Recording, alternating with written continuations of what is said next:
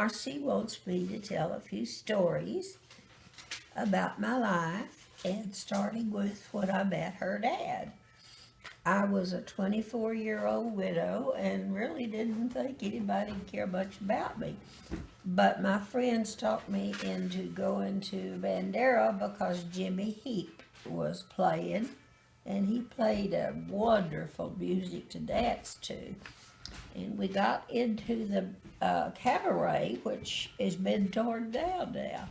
But we got into the cabaret to dance, and he was already there. He was leaning against a post, and I guess he's holding up the roof. I'm not sure, but anyway, I walked on in, and I didn't know at the time that he had seen me come in, but he had. So I guess I'm not sure. I've asked him, well, was it my long legs that attracted you? And he just laughs, and I took me years to find out. But anyway, we danced most of the night, and I asked his name, and he said Tommy Titsworth. Well, on the way from San Antonio to Bandera, we had my little friend that had just come back from Las Vegas was telling the story about a woman whose last name was Titsworth. Well, everybody laughed in the car. We all laughed at it. And then when I asked him his name, I know he thought I was crazy because I laughed when he told me his name.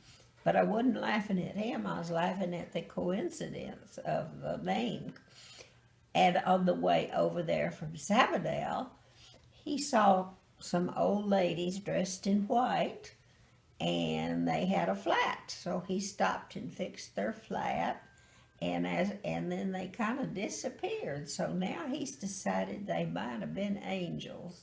And how did they know that he was headed to the cabaret? Anyway, we were dancing one of our dances, and I asked him how tall he was. He said, well, I think I'm about 6'5". So I said, would you marry me? Not knowing how serious I was. And we went and had coffee at one of the shops there, and then uh, drove on home. And about 2 days later, my phone rang, and it was him.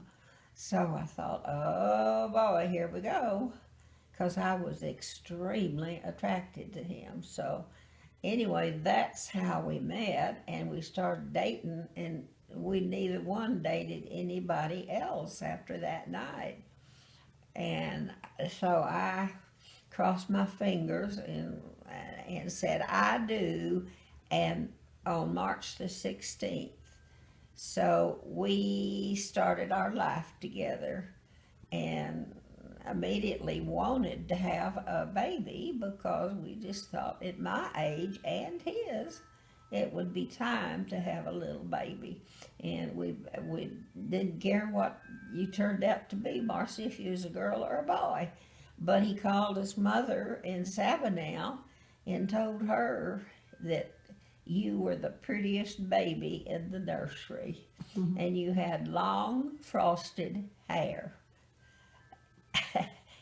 And I had a beautician named Marcella, but I couldn't see Marcella and uh, the long name after that, so we shortened it to Marcy. And you've been a good Marcy. So I guess that's the end. And we had little Tom, and somewhere along the line, after we moved we were renting a house, and then we moved to North Oaks Drive, and there's where he decided he didn't know if he could live all his life in a house next to somebody else's house because he was a country boy. And then we got the idea to move to San Antonio, and I told him about the little town of Bertie, how my mother and daddy and me used to go up and watch the ducks on the river. And that's how we ended up in Bernie. So, the end of that story. Okay. Well, I guess I should tell you a love story. And we didn't have much of a wedding because I wasn't working and I didn't have many friends and I was by myself and I really didn't know much about putting on weddings. And so I had a good friend that was a chaplain in the Air Force, and he wanted to marry us. So the only wedding pictures I have is of right up on the little altar at the chapel. Some girls and I were going to go to Bandera. There was a band who was led by a guy by the name of Jimmy Heap, and everybody that ever danced to him just loved his music. Anyway, I had a date with a guy whose name was Jeff. I don't know who he was, don't care. I wasn't too interested in him because he didn't show any interest in Debbie and Cindy. And I had told Tommy in the beginning that they were the most important things in my life, and if he couldn't deal with that, well, just don't call me. So he did call the next day after I'd met him at the dance in Bandera. We didn't date anybody else after that night. We just dated each other. And it wasn't very long till we knew we were both in love. In fact, when I say it wasn't very long, I mean it wasn't very long. It was just a matter of a few weeks. And he would come over, and I'd always have those little girls dressed real cute. And Sidney would get up in his lap, and Debbie would just sit there and stare at him, trying to figure out what he was about. And we tried a lot of things to win her over. And we took them bowling one night, but that didn't work either. So that is the beginning of a wonderful and long love story. We were just desperately in love, and we wanted another baby, so we got busy. And pretty soon, here comes baby girl. And then, with a surprise out of the heavens, we had a baby boy. So we had our family. We had 4 wonderful kids. And let's see, what is next? Okay, we had Marcy, and then we had little Tom. How did Dad finally win Debbie over? It just kind of happened. Oh, it wasn't just all of a sudden one day. She just over time. Yeah. She loved him from the beginning, but she was trying to show who was boss. And back then, she was kind of the boss. She was the oldest, so she was a little bit on the bossy side. She's still the oldest, but I don't think she's a bosser now. Yeah. And well, you left out the part about the night you met him and the radio that y'all's heard somebody's name. So tell that part and tell about when you saw him in the dance hall. Oh, yay. Well, when I went and sat down with my friends, I looked, and here was this tall, thin boy.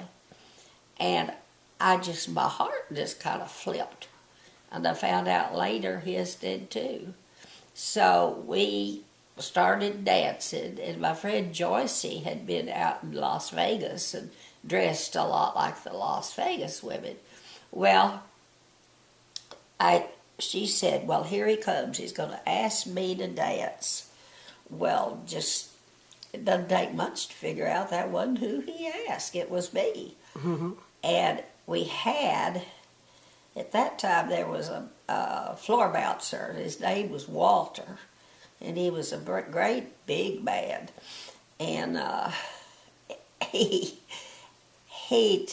made me get up off of your daddy's lap because he didn't think that was good news. Now they could care less. But I got up, and first thing you know, we were dancing all night. And then we didn't go on any other dates except ourselves. let's see, and then, oh, I know, we lived close to a cabbage, a farm was out there, and it was cabbage patch. And I didn't realize he was such a country boy, and he knew exactly what that odor was. But then he did ask me to dance, and I don't know why I said this, but I said to him, "That's the smell of a cabbage patch," and he knew what it was. So that was fun for me to have a date with a country boy that knew what cabbage smelled like in the field. So let's see. Okay, the one thing I missed was the night we very first met, and we did a little waltz together, and he hadn't planned on going to Bandera that night, and neither had I. So he stopped and helped. I think there were 3 women in a car, and they had a flat. Well, he stopped and helped change the flat, and he told me later, he said, that was the strangest thing. He said they all wore white. They all had white on. So in later life, he was thinking about those women, and he decided they were angels. Didn't they say something to him? Yeah, they said, oh, they tried to give him a tip. He didn't want it. And they said, well, we just hope you have a real good time in Bandera at the cabaret. Well, he hadn't told them where he was going, but they knew somehow. Yep. And that is a story with the 3 angels helping our parents come together and be married for over 53 years.